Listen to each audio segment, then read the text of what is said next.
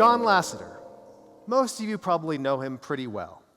He's the Chief Creative Officer of Pixar and of the Walt Disney Corporation. And if you knew that I was asked to speak about how to get more out of other people, you'd probably think, hey, he's going to talk about how John Lasseter gets amazing things out of the team that produced Big Hero 6 and Inside Out. But I'm actually going to talk about how people did and did not get more out of John Lasseter. Because you see, the interesting thing about John Lasseter's career is that he was previously an employee of the Walt Disney Company, long before Pixar. When John Lasseter was a small boy, he dreamed of nothing else but working for the Walt Disney Company, being one of those legendary animators, making Snow White and Fantasia. He loved it so much that, in fact, when he was a teenager, he actually worked at Disneyland as a Jungle Cruise guide with the hat and the pistol and the bad jokes, all so he could be closer to Disney. And when he graduated from college, his dream came true, and he became an animator at the Walt Disney Company. Now, one day, John Lasseter went to a conference, and he saw this newfangled thing called computer graphics, and he thought, wow, my hand's really tired. If we could get computers to do all of this drawing, we could do some amazing things. And he came back to Disney, went to his bosses, and he said, guys, I've got a great idea, computer animation. And he went back to his desk full of ideas, full of excitement about what he was going to do for the Walt Disney Company when his phone rang. This was when they had phones with cords and everything. And he picks up the phone, and it's his managers. They say, John, you're fired. Pack up your bags and get out. We don't want any animators around who are going to waste their time on some completely irrational, never going to happen, crazy dream like computer animation. Well, we know how the story goes. Those managers didn't get the most out of John. In fact, he then went to Pixar, which was part of Lucasfilm, and Ed Catmull and Alvy Singer hired him as their first animator. And he made a series of award-winning shorts, and then eventually directed Toy Story. And 20 years later, Pixar is the most successful movie studio in history. And of course, as we all know, the Walt Disney Company now owns Pixar. In order to bring back John Lasseter and all the things he brought in terms of computer animation, the Walt Disney Company paid $7.4 billion.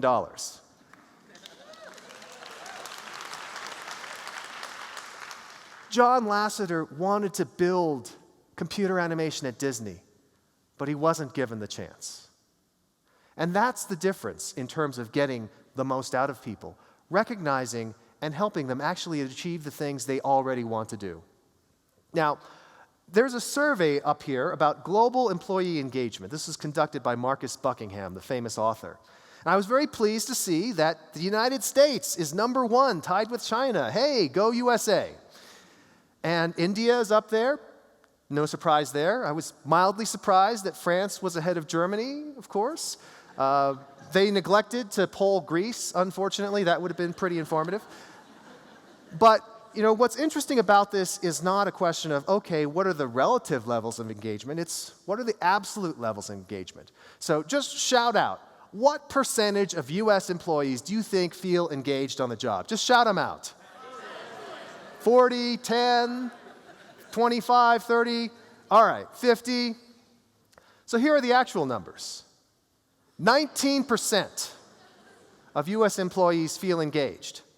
Now, and that's the best in the world. Now, for comparison purposes, I want to point out that 21% of Americans believe that a UFO landed in Roswell, New Mexico, and that the US government is covering it up. You have a higher chance of believing that their alien autopsy videos on Fox are real than being engaged on your job. And that's amazing to me. What's really sad is it's not that difficult to figure out what makes an employee engaged. It's right up there. They talk, hey, has somebody talked to you about your progress? Has somebody encouraged your development? You know, have you been praised recently? These are not difficult things to do. And you know what? I bet most managers in most organizations actually understand this. They understand that the way to get their employees engaged is not to yell at them and to beat them, but rather to praise them and to actually care about them. But I feel like managers don't have a framework for how to do that, and that's why we wrote the book, The Alliance. Ultimately, we feel like the reason people have had trouble is they don't understand that the way work works today is more like an alliance than traditional employment. An alliance is a relationship between two independent parties that come together for some mutual goal and mutual benefit. Two independent parties, not a company man who subsumes his life to the company, not a free agent where it's just going wherever the most money comes from, but an alliance where you're actually building a relationship. And the key to that are those mutual goals. When you have somebody in your organization, every member of that organization ought to know their mission. Whether that person is on the custodial staff or is the CEO, everyone ought to know what their mission is. And by mission, I don't mean a mission statement mission. I mean a mission impossible mission, which is to say something audacious that they're trying to accomplish, where they have a specific period of time where they think they're going to accomplish it, and they know what success looks like. That's what we call in our book a tour of duty. And having a mission like that is the key to engagement, the key for people knowing what they want to do, the key for managers talking with employees, the key to getting more out of each other. And for a manager, the key is really to go to your individual employees and say, not just, hey, I'm going to pay you, because guess what? No matter how much you pay, Facebook and Google can always pay more. It's true. There was a guy at Google who Twitter tried to recruit. Google gave him $100 million in restricted stock to stay. Now, that definitely solves the employee retention problem. I can tell you, if somebody said, hey, Chris, we want you to stay $100 million, I'd be like, I'm retained. But that's not scalable. Instead, what is scalable is telling employees, we're going to help you transform your career. We're going to take you, John Lasseter, a young animator just out of school, and allow you to become the pioneer of computer animation. Conversely, if you're an individual employee or contributor at your organization, you're not trying to be a model employee because you get good ratings on your employee reviews.